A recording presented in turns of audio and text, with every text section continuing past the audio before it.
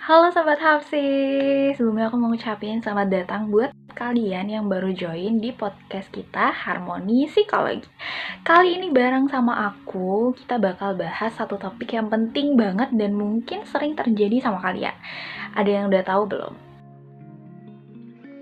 Sebenarnya kalian bisa lihat di judul ya, yaitu tentang self-diagnosis. Jadi emang boleh kita self-diagnosis? Jadi langsung aja kita bahas. Sobat Hapsi, sebenarnya self-diagnosis itu bisa jadi sesuatu yang berbahaya loh. Kenapa kayak gitu?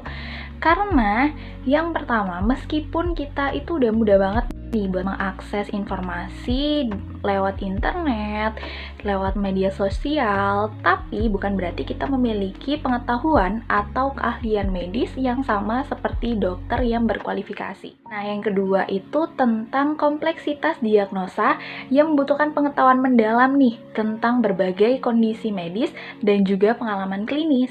Nah, lalu apa sih resiko dan masalah yang akan timbul ketika kita mendiagnosa diri kita sendiri?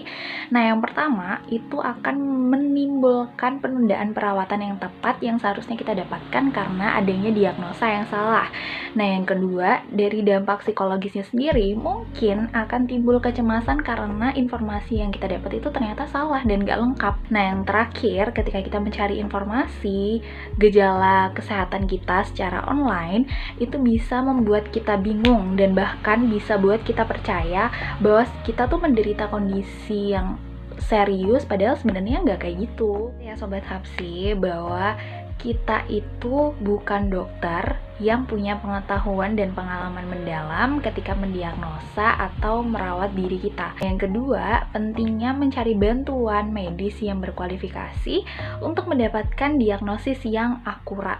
Nah, yang ketiga, tetap mengandalkan informasi medis dari sumber-sumber terpercaya, menggunakan informasi tersebut untuk dasar kita berkonsultasi dengan dokter. Di lingkup psikologi pun, kita tuh punya banyak banget pertanyaan dari teman-teman awam tentang kenapa sih penyakit mental itu nggak boleh didiagnosa secara mandiri. Nah, yang pertama yang mau aku bahas ini adalah apa sih sebenarnya self-diagnosis itu dalam psikologi. Jadi self-diagnosis dalam psikologi ini digambarkan sebagai upaya kita untuk memahami dan mengidentifikasi kondisi mental kita seperti kecemasan, depresi, dan gangguan lainnya.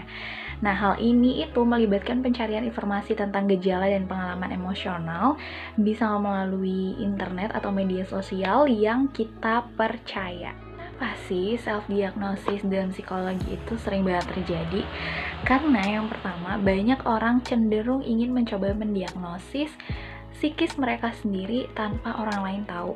Nah, yang kedua adalah adanya stigma sosial tentang masalah kesehatan mental yang membuat beberapa orang itu cenderung nggak mau mereka untuk mencari bantuan profesional seperti psikolog maupun psikiater. Ketiga, adanya keterbatasan akses terhadap layanan kesehatan mental yang berkualitas. Jadi ada nggak sih sebenarnya kelebihannya self-diagnosis ini dalam psikologi? Sebenarnya ada guys, yang pertama adalah untuk meningkatkan kesadaran terhadap diri kita sendiri dan juga untuk mengurangi rasa isolasi. Nah, yang kedua, untuk memotivasi kita supaya ketika kita ngerasa diri kita lagi gak baik-baik aja, kita tuh sebenarnya butuh loh bantuan profesional atau bantuan medis. Nah, selanjutnya itu juga ada kekurangannya nih dari self-diagnosis ini. Nah, yang pertama adalah adanya kesalahan dalam interpretasi gejala dan jadinya mengabaikan faktor-faktor yang kompleks dalam kondisi mental yang sedang kita alami.